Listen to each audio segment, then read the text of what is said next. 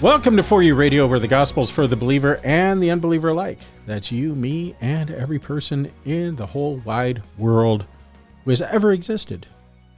Jesus Christ, the Lamb who was slain from the foundations of the world. Consider that. I'm Craig Donofrio, pastor of St. James Lutheran Church in the Old Brooklyn neighborhood of Cleveland, Ohio. And I'm preoccupied doing something else, but I am Pastor Troy Neujahr, pastor at St. Peter's Lutheran Church, Shaker Heights, Isn't Ohio. it interesting that the ADD people are always accusing me of being ADD? That's strange. No, I'm just doing something different here. Gotta look something up. We would love to have you come visit our churches, either one, St. James or St. Peter's. Or St. Peter's, that's good too. It'd be great to have you at either and or both churches. And if you do come, I'll probably pay attention to you. I won't try to do other things while you're talking to me like I'm doing to you right now, Craig. So we'll see about that. Okay. Yeah. Good. We're also really happy to be part of 1517.org. Go to 1517.org/podcast. You'll find all sorts of podcasts there. You'll find radio programs like this one and all sorts of podcasts that will tease and delight your brain, I think. Okay. I don't know. You're giving me a funny look. I'm just catching up. I'm doing other things. And so you said tease and delight. I'm like, what are we talking about? Yeah. If you want to email us, you can email us at foryouradio@1517.org. That'd be great. Yeah. We would love to hear from you. Any ideas for topics that you'd like us to take up, or comments or anything else? Feel free. Drop us a line. Okay. So we have been working through the 10 Commandments. We're up to the 5th commandment. Once again, that crazy numbering system for us, the 5th commandment is thou shalt not murder. Indeed. For Calvinists, Baptists, and others, this is the obey your parents. So we got that going. Once again, same 10 commandments, just different numbering. That's, okay. It's not a major deal. Are you going to let that be at some time? No. You keep bringing it up. Okay, very good. We have 4 or 5 more commandments after this, and I'll bring it up every time because that's my thing. 4 and or 5. Yes, Yep. Exactly. Okay. All right. Very good. Very good. So you shall not murder. Yeah. No, you really shouldn't. Okay. Well, good show. We'll talk to you later. Thanks very much, everybody. Yeah. Where are we going to go with this? Where do you start? Well, I always like to go with Luther's definition of things, but you've forbidden me to do that. So now I've got nowhere to go. I've got nowhere to go whatsoever. You need to prime the pump, don't you? I do. So go ahead. Well, no. Go ahead. You forbade me, so I can't. Oh, my goodness. All right. Luther says we should fear and love God so that we do not hurt or harm our neighbor in his body, but help and support him in every physical need. So that's the jumping off point, right? Is we are not supposed to even harm anyone, but we are supposed to protect everyone, right? Yeah. And people we like and people we don't like the same. We're supposed to protect them. People who stand for things that I abhor, I should protect them in their bodies. Yeah. Right? Yeah.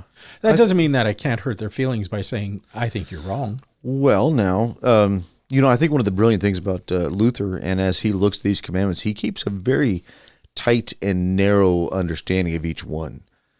To where, hey, this commandment is not the commandment that talks about saying nasty things to people. That's the 8th commandment, right? Well, there's that, yeah. This commandment is not the commandment that says, hey, you should help your neighbor by making sure nobody steals his stuff. That's the 7th commandment, right? Right. This is our neighbor's physical body. Physical body. His right. physical body. Or her physical body, right? Right. And who is my neighbor? Everyone. Everybody. Yeah, exactly. Yeah, that's the Pharisee question is, how can I get around this? That guy lives 3 blocks down. He's not really my neighbor. Not really my neighbor, is he? Yeah, your neighbor, folks, that's the person who's in front of you at this moment, right. Whoever that is, right? Yeah. Or will be later on. Now, remember that when you're on social media especially, right? Because social media is a great place to go and act like people aren't even human and you just blast them over stupid stuff. Yeah, but that's 8th commandment again. Well, it is and it isn't because it's hate, right? Oh, good point. Okay. And hating your neighbor is just as bad as murdering your neighbor, according to Jesus. Well, right? Yeah, if Jesus says it, it probably is true. If you go to Matthew 5, you'll find all that. That Jesus points this out, that if you've done these things in your heart, or what proceeds from the heart of man. He goes on this long litany of all sorts of evil things that ooze out of our hearts, including murder. So let me hit the pause button. Okay. Pause. Figuratively, metaphorically. Don't actually hit the pause button on the recording right now. Okay, I won't. You did. Okay. I just wanted everyone to think we did for a second. Right there. That's just bad shtick. So, hey, what's important, I think, to what the thing that's underlying this whole commandment is, why should we not murder? Why should we not hate? What makes human life so valuable that taking it is a great and grave sin? Oh, that's a good question. Yeah. The answer, I think, is pretty simple. We go back to Genesis. God creates everything, birds of the air, and all sorts of stuff that has the breath of life in it. Yeah. He says life, that's good. Blood. That's good. That's good. That's all good. Right? But then when it comes to humanity, he says, "Let us make man in our image." Right. Yeah. So human beings are the only creatures on the face of the everywhere that bear the image of God. That we, by our very nature, reflect God to one another and to all of creation. Yes. That makes human life inherently valuable. That makes human life inherently, word used before, Craig, was sacred, right? Right. Yeah. And of course, the etymology for sacred comes from the French, sacre bleu, holy blue stuff, right? Right, yeah. It refers to the Virgin Mary, if I'm not mistaken, because she wears blue, right? So that would be the sacred blue dress of Mary. Here we are in the weeds again, but making up words. Yeah. But this is serious stuff, though, because if human life is sacred, it is valuable, it is precious. Every single human life, that radically affects our understanding of how we exist and get along with the rest of the world. Yes. And also, too, I think that means that this commandment has so many far-reaching implications that we dare not, on a short podcast like this, wade into any of those too deeply, right? That, if I just want to begin by talking about just war theory, we're going to go off in the weeds immediately and never get back to the rest of the important stuff. It does have a bearing on these things, though. It does. So, you can't just dismiss it out of hand. I can too. We need watch me. We need to ask a few questions along the way, right? Oh, good. I like questions. Ask some questions. The first thing is, we are called to protect our neighbor, and there's a blessing in this also, in that our neighbor is called to protect us, right? So, this isn't just, these things aren't just one way. You get to the seventh commandment, you're called to protect your neighbor's property, and that means you have a neighbor who's called to protect yours, and same kind of thing. So this is reciprocal. And if you have a society that actually keeps these things in mind, you're going to have a civil society, which is nice. So that's that first use of the law that we've talked about before. So it'd be like a civilization. Civilization, not a hostilization. Right, exactly. Okay. Which I've never heard of before, but it's a good thing. So, this is one of the blessings here, is that as we are called to protect our neighbor is called to protect us. So this begs the question, if we're just busy protecting each other all the time, is there anyone who can rightly take another life? Okay. So here we go. Those of us who grew up with the King James Version know this commandment is thou shalt not kill. Right? Yeah. Which then those words have spawned all sorts of really weird and strange interpretations that is not implied by this commandment nor the whole of the Scriptures. So simply just to kill is to take any human life for any reason. However, the real thrust of this is thou shalt not murder. Right? Right. So murder, I think we would differentiate that between murder and killing would be, both end a human life, but one does it unjustly and wrongly. Yes. And as you were just implying, there is, on occasion, a very tightly controlled set of circumstances where taking even a human life would be just and right and even good. Regrettable, but good. Okay, so let's talk about that. What kind of vocations would be involved with that? We would have soldiers. Oh, okay. Police officers who are, defending the public good. Mm-hmm. Martin Luther even talks about how the executioner serves God. In his day and age, you would maybe get your head on the block, if you were a murderer or known villain of some sort. So, but these are people who keep the public peace, either on a national or international or local level, right? Those are people who have the office of keeping the public peacekeeping, right? Yes. These are not vigilantes. No. These are not individuals. This is not you saying, I'm going to go patrol the streets at night because I can. But these are people who are tasked with that, who are placed in that specific vocation, that specific office. Right. And they are there. They're there necessarily under the office of the state, of the government. Right. And if they take life in a wrong manner, an illegal manner, they too will face the judgment, right? So they're under law. It's not like they are above law. They are under the law. But these are those who are ordained to, I'm not going to say take life, but to defend life even in lethal ways. How's that? Yeah. So what about self-defense and the defense of your neighbor?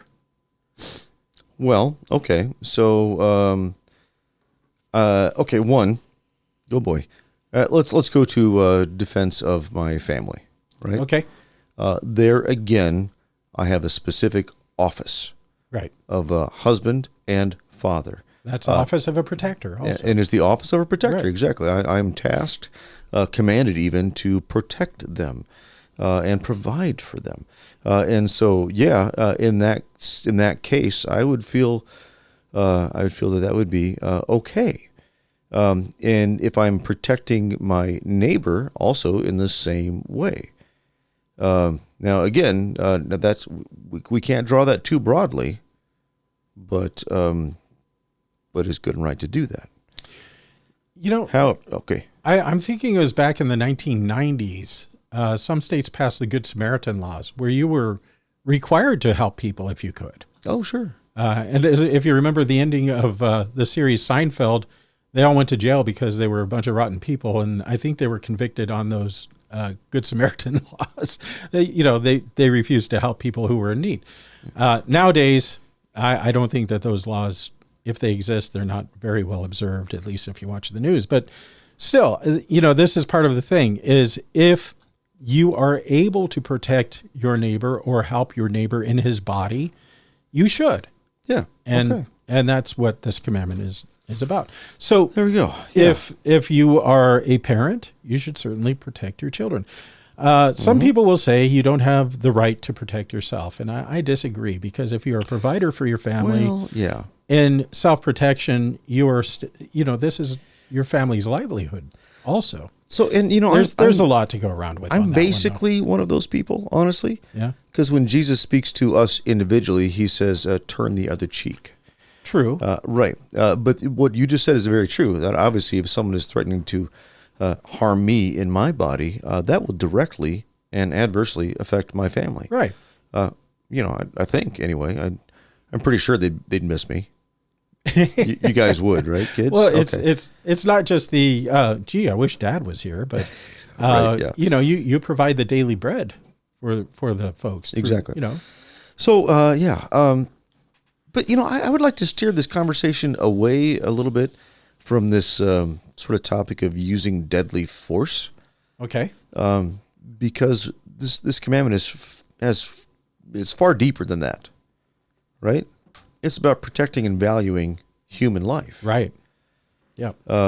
Which then, if my neighbor has physical needs, I should help and assist him in those physical needs. Yes. So let's say I do have a literal neighbor next door who is elderly. Maybe I could check up on them. Maybe I can go get their medications for them. Maybe I could do any number of things that help them in their physical body. Not too long ago, I was driving down the street and I saw in the corner a guy just laying on the sidewalk. just laying face up on the sidewalk. Okay. I drove by. I'm like, well, that's weird. And then about maybe a quarter mile down the road, I'm like, you know what? I should check on that guy.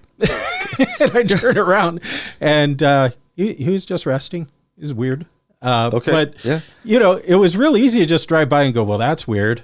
And then, sometimes we don't even have that second thought of, hey, that guy, maybe he needed my help, And a lot of people don't want to take the risk. What if he's laying there in wait for me or something like that, I think that's a little strange on a Tuesday afternoon at 1 p.m. kind of thing to lay on the sidewalk and be laying in wait in public like that. But you never know. People are nuts, Well, okay. But I guess with that too, then we also have the other instance of seeing somebody on a street corner, and maybe they have a sign that says homeless, hungry, need food or whatever like that.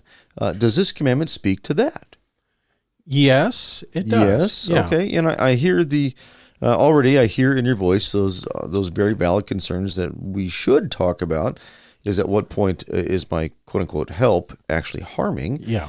However, this commandment doesn't really deal with that. It says, no, you provide the assistance that they need. There is a matter of toxic charity where you are enabling people to continue on a path of destruction and abuse of themselves and others.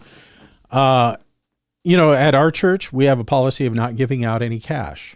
Okay. We'll go to the market and buy a couple bags of food. Yes, exactly. We'll take you down to the gas station and get you a half tank of gas, but we're not going to give you any cash. And part of that is we want to provide for your needs. Mm-hmm. But it's interesting how many people, when you say, we'll take you over and get you a couple bags of groceries, well, can I just get some cash? It's like, right. No, you can't. And a lot of churches have that policy. Oh, and by the way, my gas tank on my van is getting a little bit empty. So can we go down to the... You have to come by the church and ask us there. Okay. Yeah. All right. Are you there today? You're not my neighbor today. So there is that reality. But also I think underlying that is the immediate reality before us. Here's someone who says, I am hungry. Yeah. Now, it's not my place to say, no, you're not. You just want my money. Right. It is my place to say, let me get you some food. Yeah. And then perhaps we can address the deeper issues. I would rather hand you $20 because it's inconvenient for me to go to the market. Yes. But I would rather personally do that. But is that really, helping you if I do that? Mm-hmm. And maybe not. Right. Well, okay, honestly, here's a confession of mine. And so all you pastors out there need to absolve me, and the rest of you can't, speak about this because it is a confession, right? In my prior ministry, I got really burned out on assisting people. Mm-hmm. That never happens. There's just something about my mental makeup that either gets way too involved too quickly or, very emotionally involved with that. But I've been taken for thousands and thousands of dollars over the last 25 years. Yeah. So, but I got so burned out with it that eventually it just kind of became, if I just give you a little money or whatever, you'll just go away and I can resume my work. No. If you give them money, they'll keep coming back for more. Well, yeah, exactly. Now look how jaded I am. Yeah. See, right? But that became kind of my practice, and I realized I don't really care about people anymore. I just want them off my back. Mm-hmm. And it was a real issue for me for quite some time. That it's easy to feel that way. Yeah, yeah. But what I was doing really essentially is kind of dehumanizing people, no longer really caring about them or their physical needs. Just wanted them out of my way. Right. That took some time and some repentance and some prayer to kind of come back from that and say, that was unhealthy and not good and really breaking this commandment. Yep. Yeah. That's easy to get there. We get jaded, we get burned out. A lot of times if you give someone some money, they'll come back and ask for more and ask for more and ask for more. And there's always a good excuse. Well, yeah, sometimes they are good excuses, but then sometimes there's not. There's one guy, this is kind of funny. This is a weird aside. He calls about every 3 months, and for the last 2.5 years or 3 years, he's had infants who require special formula. It's like, well, these kids are almost off to college now, and they still require this special formula. It's like, I don't think I buy that story so much anymore. Right? Yeah. I know one guy that asked for assistance at least on 2 occasions to go to his father's funeral in the next state over. Died twice. Yeah, that happens. Okay, right, exactly. But well, still, look at Lazarus. I mean, Jesus raised Lazarus from the dead, and then he died again later on. Yeah, but still, there is an underlying issue, right? And we still have the responsibility to, okay, what is the real issue right here, right now? And do you just actually need food? What's going on? And then can we assist in some way in the deeper issue? Yeah. And sometimes that requires us to get into the down and dirty of life. And really, it's a lot easier to hand someone $20 than to invest yourself emotionally in that. That's what I was saying earlier. Yeah. So beyond that, wow, really went deep end on that. So where else do we go on this? There are life issues in our world that we deal with at a legislative level as well. Okay. What are we called to do in matters of abortion or in matters of, pulling the plug on those who are terminally ill and or those who just don't want to live anymore. And those are 2 totally different things, Yeah. As pastors, sometimes we're called upon to sit on boards and stuff where you help families make these end-of-life decisions. Grandpa is brain dead, and he's being kept alive on machines. And if I pull the plug on him, I'm playing God. And if I don't, then I'm prolonging his suffering, And so you're kind of stuck in this catch-22 where if you do or if you don't, you're going to feel guilty no matter what. And so there's that struggle, but then there's the struggle in places where, well, someone's depressed and they want to die, so we should help them. And that's very problematic also. Yeah. Right? And of course, you began this by talking about legislation. Then you really quickly went to very personal, very thorny issues. Yeah. And I'm going to be bold here and say, when those decisions come up, please talk to your pastor. Yes, please do. Yes. Because he can help guide you through some of those thorny, difficult issues where there doesn't seem to be a right answer. Well, yeah. But and sometimes the only answer that we have to give you is, no matter what you do, you're forgiven here. Yeah. You know, right. There really was a day and age where medicine wasn't what it is today, and these decisions didn't have to be made like they do now. So as technology gets better, we live longer, but then it also throws these weird curveballs at us too. Yeah. So there's that. But, then there are things like abortion, where we believe that human life is sacred from the point of conception. This life is sacred. God has breathed life into this being, into this human. That unborn child bears his image. And is a human being. Right. Yeah. And yet, even then, there are very valid cases where the life of the mother is in danger, is in imminent danger. Right. And that, again, is one of those thorny issues. Yeah. Now, so I don't think we can afford to make any of these like really black or white, right or wrong sort of issues, except in like the extreme and obvious cases. Well, it would be inconvenient for me to be a mother right now. That's different. That's a more obvious case, right? Yeah. And again, I don't want to go deep in the weeds on that, but what should be guiding us is, really honestly, no matter how you want to define this term, think of it rightly.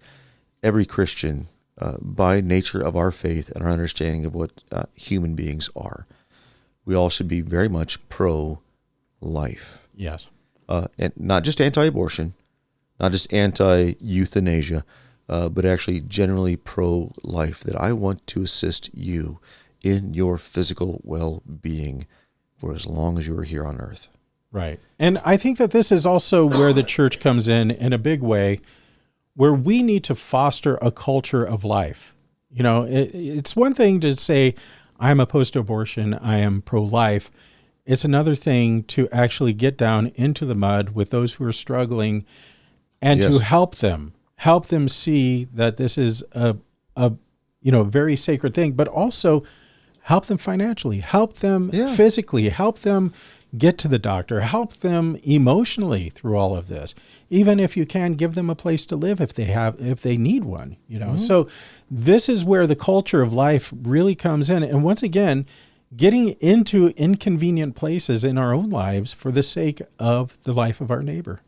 Yeah. And I think that's where all of this ends up, is because Jesus Christ came into this world and he was terribly inconvenienced, even to the point of going to a cross. I can't think of anything more inconvenient than being nailed to a cross, right? And so he comes into our world and he gets down into the dirt and he gives us his life so that we might have it forever. And if nothing else, that underscores once again the value of human life, because Christ died for us all. Yes. And if he thought that our lives were worthy of him laying down his, perhaps we should put some value and stock in other people too. Very good. Well, this is where we say that's the end, folks. Go to 1517.org. Check out all the resources there. Until next time, may the Lord bless you and keep you in his grace. For You Radio is a 1517.org production. To listen to this radio broadcast and broadcasts like this one, I invite you to visit 1517.org. There you will also find many publications and free resources, including classes on Christian apologetics, church history, philosophy, and so much more. We are completely funded by generous donors like you. Would you consider making a generous gift to our work of spreading the gospel? Simply visit 1517.org.